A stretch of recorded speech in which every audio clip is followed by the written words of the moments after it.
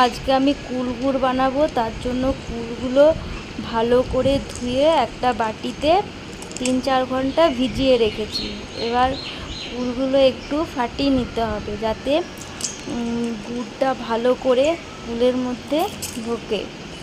কুলগুলো অনেক দিন ধরে বাড়িতে পড়েছিল, করাই হচ্ছিল না। আজকে একটু সময় পেয়েছি তাই করছি।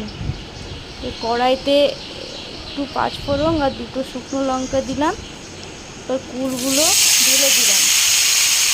এবার একটু ভালো করে নাড়াচাড়া করে নিতে হবে, ভালো করে নাড়াচাড়া করে নিতে হবে।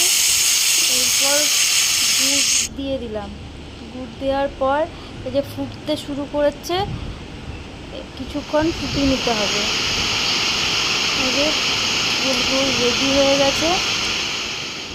ঠান্ডা হয়ে যাওয়ার পর আমি এই যে একটা জায়গায় রেখে দিয়েছি। এটা অনেক দিন থাকবে, একটু রোদ্রে দিয়ে ভালো করে রাখতে হবে। ধন্যবাদ।